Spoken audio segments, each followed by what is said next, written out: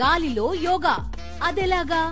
పూర్తి వివరాలకు చదవండి రేపటి సాక్షి దినపత్రిక. మీడియా మిత్రులకు, సోషల్ మీడియా మిత్రులకు, నాతోటి వైఎస్ఆర్ పార్టీ సైనికులందరికీ కూడా పేరు పేరున హృదయపూర్వక నమస్కారం తెలియజేస్తున్నాను. ఈరోజు ఈ మీడియా సమావేశం ఉద్దేశం, మొన్న పవన్ కళ్యాణ్ గారు ఆంధ్రప్రదేశ్లో మొత్తం ప్రతి ఒక్క గ్రామ పంచాయతీలోనూ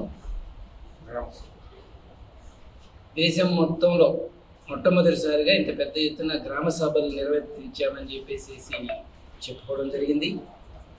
అలానే నిర్వర్తించారు. మరి అందులో ఉపాధి హామీకి సంబంధించినటువంటి పనుల నిమిత్తం ప్రతి ఒక్క గ్రామంలోనూ ప్రజల నుండి అభ్యర్థనలు, అవసరాలు, ఏమేమి వర్కులు జరగాలి అనే దాని మీద తీసుకునే కార్యక్రమం ఇది. పవన్ కళ్యాణ్ గారికి తెలీదో లేకపోతే ఆ రోజు మీడియాలో రాసినటువంటి వాళ్ళకి తెలీదో కానీ గ్రామ సభలు దేశం మొత్తం మీద ఒకేసారి జరుగుతాయి. 4 సార్లు కంపల్సరీ పెట్టేటువంటి ఉంది. అది జనవరి 26వ తారీఖున ఒక గ్రామ సభ దేశం మొత్తం జరుగుతుంది. ఏప్రిల్ 14 అంబేద్కర్ గారి జయంతి రోజున దేశం మొత్తం గ్రామ సభలు జరుగుతాయి. అలానే ఆగస్టు 15న దేశం మొత్తం గ్రామ సభలు ఒకేసారి జరుగుతాయి. అక్టోబర్ 2 గాంధీ జయంతి రోజున దేశం మొత్తం గ్రామ సభలు జరుగుతాయి. మరి కొత్తగా ఇప్పుడు చేసింది ఏంటో తెలియదు. ఏం చేశారంటే దేశం మొత్తం జరగాల్సినటువంటి ఆగస్టు 15న జరగాల్సినటువంటి గ్రామ సభను ఆపేసి నిన్న 23వ తారీఖున మేము పెట్టామని చెప్పేసి తప్పు కొట్టుకుంటా ఉన్నారు. పవన్ కళ్యాణ్ గారు, నేను మిమ్మల్ని ఒకటే అడుగుతున్నా. మీరంటే చాలా గౌరవం, ఎందుకంటే మీ భాష, మీరు మాట్లాడేది పేదవాళ్ళ కోసం, ఉద్యమకారులు పుస్తకాలు చదివానని చెప్పేసి చెప్తున్నారు. నేను ప్రశ్నిస్తానని చెప్పేసి అంటున్నారు. నేను కూటమి ప్రభుత్వం ఏదైతే హామీలు ఇచ్చినవి అవన్నీ కూడా నేను ప్రజలకు నేను బాధ్యుడిని అని చెప్పేసి చాలా మార్లు చెప్పారు. మరి ఈ మధ్య మీరు నోరు మెదపట్లేదు, మాట్లాడలేదు. నిన్న అచితాపురంలో చనిపోయినటువంటి వాళ్ళు కంపెనీలు ఇన్స్పెక్షన్ చేస్తే కంపెనీలు రామేమోనని చెప్పేసి భయంలో ఉండేటటువంటి పరిస్థితిలో ఉన్నారు. అలా వద్దు, మీరు మాట్లాడండి. ప్రెస్ మీట్లో మీరు తెలుసుకోవాల్సింది కూడా చాలా ఉంటుందని అనుకుంటున్నాను. మీరు మాట్లాడకపోవడం వల్ల ప్రజలకు నష్టం జరుగుతుంది. తెలుగుదేశం కూటమి ప్రభుత్వాన్ని, తెలుగుదేశం చేస్తున్నటువంటి తప్పుల్ని మీరు లోపలుండే ప్రశ్నిస్తే మీ మీద చాలా గౌరవం ఉంటుందని చెప్పేసి చెప్తున్నా. ఇప్పుడు మీకు సంబంధించినటువంటి సబ్జెక్టులోకి వస్తున్నా. 4500 కోట్లు నిన్న గ్రామ సభలో రాష్ట్రం మొత్తం పనికి ఆహార పథకం కింద మీరు వచ్చినాయి. ఆ పనులు చేయడానికి మేము సిద్ధంగా ఉన్నాం, వీటిని అభివృద్ధి చేస్తామని చెప్పేసి చెప్పారు.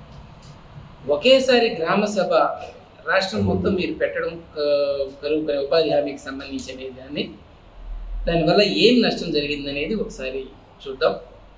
గ్రామ సభ అంటే పంచాయతీ సర్పంచి నిర్వర్తించాలి. పంచాయతీ సర్పంచి లేకపోతే వైస్ సర్పంచి, వారు కూడా లేకపోతే వార్డు మెంబర్లు వాళ్ళు నిర్వర్తించాలి. కానీ మొట్టమొదటిసారిగా ఈ రాష్ట్రంలో ప్రభుత్వ అధికారులు నిర్వర్తించారు. ఎక్కడ కూడా, ఎందుకంటే 70% పైచీలకు వైఎస్ఆర్ కాంగ్రెస్ పార్టీ సర్పంచులు కానీ ప్రజాప్రతినిధులు కానీ ఉన్నారు. ఎక్కడ వాళ్ళకి పేరు వస్తుందో, పార్టీకి ఎక్కడ వైఎస్ఆర్ పార్టీకి ఎక్కడ లాభం వస్తుందో, మంచి పేరు వస్తుందోనని వాళ్ళకి ఎవరిని గ్రామ సభలు పెట్టనివ్వకుండా మీ రెడ్ బుక్ రాజ్యాంగంలో పంచాయతీ సెక్రటరీల ద్వారా మాత్రమే ఈ యొక్క గ్రామ సభలు నిర్వర్తించారు. ప్రజలకి దగ్గరగా ప్రభుత్వ అధికారులు ఉండడానికి ఒక అవకాశం. మరి ఒకేసారి జరగడం వలన ప్రభుత్వ అధికారులు, మండల లెవెల్ ఆఫీసర్లు గ్రూపుల వారీగా సంబంధం లేనటువంటి వాళ్ళు కూడా ఈ ఉపాధి హామీ గ్రామ సభలకు అటెండ్ కావాల్సి వచ్చింది. 4 గ్రామాలకు ఒక సెక్రటరీ ఉంటే 4 గ్రామాలకు ఒక సెక్రటరీ ఒకే రోజు 4 గ్రామాలు ఉండకుండా చేయాల్సినటువంటి పరిస్థితి వచ్చింది. జగన్మోహన్ రెడ్డి గారు, వైఎస్ఆర్ కాంగ్రెస్ పార్టీ ప్రభుత్వం, జగన్మోహన్ రెడ్డి గారు వారం రోజులు ఈ ఉపాధి హామీకి సంబంధించినటువంటి పనులు గ్రామ సభల్ని 2 నెలలుగా పెట్టుకోవచ్చు. అది నవంబర్, డిసెంబర్ నెలల్లో చూస్తారు, జనవరిలో ప్రపోజల్స్ పంపిస్తారు. ఇది సిస్టమ్. నెల రోజులు కూడా ఈ గ్రామ సభలు పెట్టుకోవచ్చు. ఒక మండలానికి 10 నుంచి 20, 25 దాకా గ్రామాలు ఉంటాయి. మరి రోజుకొక గ్రామం చొప్పున మా ఎండిఓ, ఈఓఆర్డి, అట్లనే పంచాయతీ సెక్రటరీ, ఇంజనీరింగ్ అసిస్టెంట్లు, సంబంధిత అధికారులు అందరూ కూడా ప్రతి గ్రామంలో అటెండ్ అవ్వడానికి అవకాశం ఉంటుంది. అలానే ఎంపీపీ అంటే ప్రజాప్రతినిధులు, జెడ్పీటీసీ, ఎంపీటీసీలు, సర్పంచ్లు, వార్డు మెంబర్లు, ప్రతి గ్రామానికి సంబంధించినటువంటి వాళ్ళు, ఎంపీపీ, జెడ్పీటీసీలు ప్రతి గ్రామానికి అటెండ్ అవ్వడానికి, ప్రతి గ్రామ సభకు అటెండ్ అవ్వడానికి అవకాశం ఉంటుంది. ఒకేసారి పెడితే ఎవరు ఎక్కడ ఉండడానికి అవకాశం లేదు. దానివలన మీరు చేసిన దానివల్ల నష్టం అనేది ఎలా జరిగింది అనేది ఒకసారి తెలియపరుస్తాను. ఎందుకంటే మీరు ఈ దేశంలోనే మొట్టమొదటిగా నేను చేశాను, నేను కొత్తగా చేశాను, అందరూ నా గురించి చర్చించుకోవాలనేటువంటి భావనతో ఒకే రోజు పెట్టామని చెప్పేసి చెప్పారు. మరి జగన్మోహన్ రెడ్డి గారు వైఎస్ఆర్ కాంగ్రెస్ పార్టీ పాలనలో జగన్మోహన్ రెడ్డి గారు 2020 నాటికి ఉపాధి హామీకి సంబంధించి కేంద్ర ప్రభుత్వానికి 10,365 కోట్ల వర్కులకు సంబంధించి ప్రపోజల్స్ పంపిస్తే 10,365 కోట్లు శాంక్షన్ అయ్యి వచ్చింది ఉపాధి హామీ. అది మన రాష్ట్రంలో 10,964 కోట్లు ఖర్చు చేశారు. అది లేబర్ కంటెంట్ అయితేనేమి, అలానే మెటీరియల్ కంటెంట్ అయితేనేమి.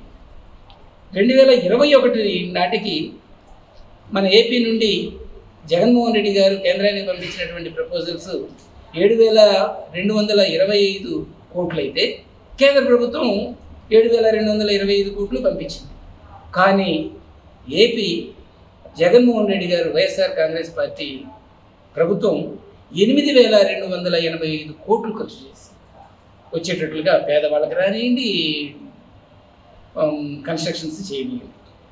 అదే 23వ సంవత్సరానికి సంబంధించి 8,132 కోట్లు ప్రపోజల్స్ పంపిస్తే ఏపీ గవర్నమెంట్ 7,537, అంటే మనం ప్రపోజల్స్ పంపించిన దానికంటే కూడా తక్కువ పంపించింది కేంద్ర ప్రభుత్వం.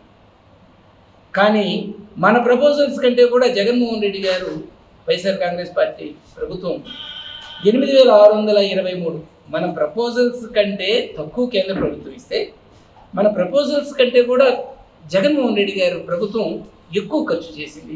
పేదవాళ్ళకి అందుబాటుకు వచ్చేటట్లుగా చేసింది, ఉపయోగపడేటట్లుగా చేసింది.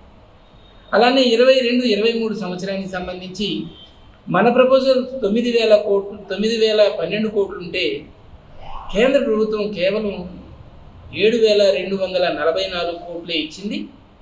మరి మన ప్రభుత్వం, జగన్మోహన్ రెడ్డి గారి ప్రభుత్వం 8,944 కోట్లు ఖర్చు చేసింది. వాళ్ళు ఇచ్చిన దానికంటే కూడా ఎక్కువ ఖర్చు చేసింది.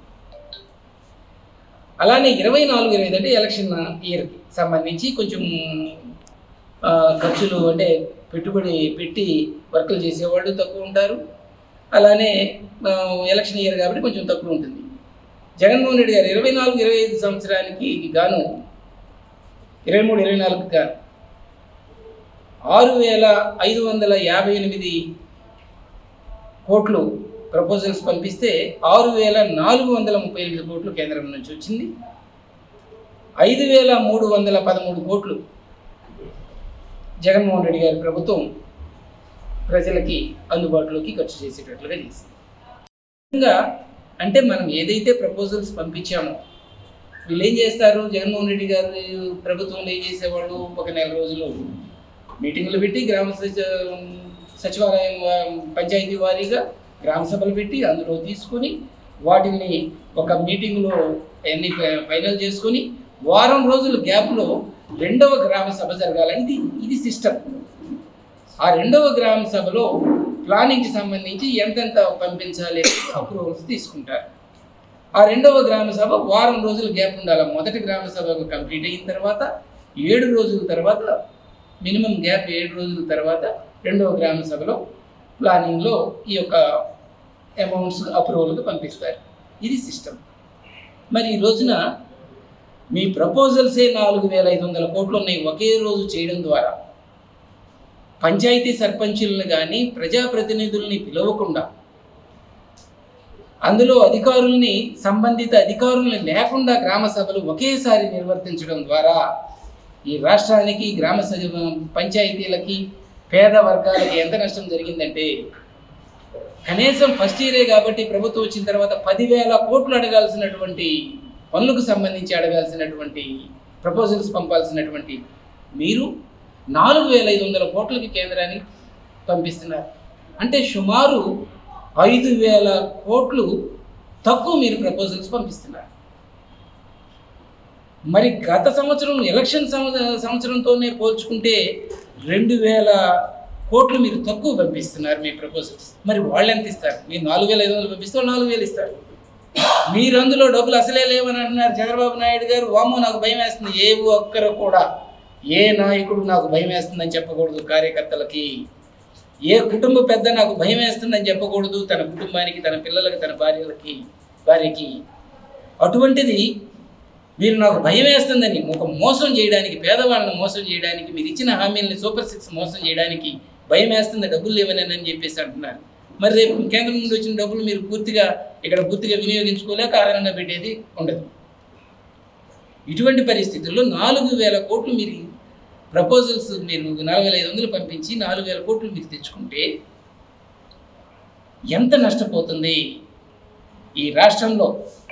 మీరు పంచాయతీ శాఖ మినిస్టర్ అయ్యుండి ఆంధ్రప్రదేశ్కి డైరెక్ట్గా మీరు 5,000 కోట్ల ఫండ్ కేంద్రం నుంచి రాకుండా చేస్తున్న దానికి మీరే ప్రత్యక్షంగా కారకులవుతున్నారు. ఒకసారి మీరు చూసుకోండి. ఈ ఇన్ఫర్మేషన్ మీ దాకా వచ్చి ఉండకపోవచ్చు, వస్తే ఖచ్చితంగా చేస్తారనే నమ్మకం నాకైతే ఉంది. మీరు తెప్పించుకోండి. ఈ మీడియాని ఈ మాట్లాడిన దాన్ని మీ దాకా ఎవరైనా పంపిస్తే దాన్ని చూసి ఇవి తెప్పించుకొని ఎక్కడ తప్పిదం చేశామనేది ఏదో చెయ్యాలని మీరు గ్రామాలకి నష్టం చేస్తున్నారు, మీ శాఖకి నష్టం చేస్తున్నారు, పేదవాళ్ళకి నష్టం చేస్తున్నారు. కాబట్టి ఈ యొక్క ఎంతైతే వస్తుందో 10,000 కోట్లు మనకి కేంద్రం నుంచి వస్తే 6,000 కోట్లు పేదవాళ్ళకే ఖర్చు పెడతారు. అంటే పని కింద డబ్బులు ఇస్తారు. 40% వర్క్ కింద డబ్బులు ఇస్తారు. అంటే ఇక్కడ డైరెక్ట్గా పేదవాడు నష్టపోతున్నాడు. ఉపాధి హామీ అంటే ఉపాధి లేనటువంటి రోజుల్లో వాళ్ళకి ఉపాధి కల్పించి వాళ్ళ కుటుంబాలను బాగు చేసేటువంటి కార్యక్రమం పవన్ కళ్యాణ్ గారు. దయచేసి దీన్ని క్షుణ్ణంగా పరిశీలించండి, లోతుగా అధ్యయనం చేయండి. పేదవాళ్ళకి ఎక్కడ అండగా ఉండాలో అక్కడ అండగా ఉండడానికి ప్రయత్నం చేయండి. నిధులు చాలా వస్తాయి. ఒకరోజే రాష్ట్రం అంతా పెట్టామని చంకలు కొట్టుకోవద్దు. నిదానంగా ప్రతి గ్రామ సచివాలయంకి ఎంపీడీఓని, ఈఓఆర్డీని, సెక్రటరీస్ని, ఇంజనీరింగ్ అసిస్టెంట్ని, ప్రజాప్రతినిధుల్ని అందరినీ పిలవండి. ఏ పార్టీ అయినా అందరినీ పిలిచి అక్కడ నుంచేటువంటి వర్కులు తీసుకుంటే ఖచ్చితంగా 10,000 కోట్లకు సంబంధించినటువంటి మనం అడగడానికి పనికి ఉపాధి హామీలో మనం అడగడానికి అవకాశం ఉంటుందని చెప్పేసి చెప్తున్నాం. ఇంకొకటి ఏం చేశారంటే, ఈ రెడ్ బుక్ రాజ్యాంగంలో అసలు పంచాయతీ కార్యాలయాల్లోనే కాకుండా ప్రైవేటు స్థలాలలో కూడా, వాళ్ళ సొంత ఇళ్లల్లో, కాంపౌండ్లలో కూడా ఈ గ్రామ సభలో నిర్వర్తించినటువంటి కార్యక్రమాలు జరిగినాయి. సర్పంచుల్ని పిలవల, వీళ్ళని పిలిచేది ఏముందని. ఆ లాస్ట్లో ఏదో ఊరికి అట్లా వచ్చి పొమ్మన్నారు. ఎంపీపీలను పిలవల, జెడ్పీటీసీలను పిలవల. వాళ్ళ సొంత పార్టీ వాళ్ళ ఇంట్లో పెట్టుకున్నవి కూడా నిన్న ఒంగోలులో కళ్ళగుంట అనేటువంటి గ్రామంలో వాళ్ళ సొంత ఇంట్లో వాళ్ళ కాంపౌండ్లో పెట్టేసేసుకున్నారు. పేపర్లో కూడా వచ్చింది.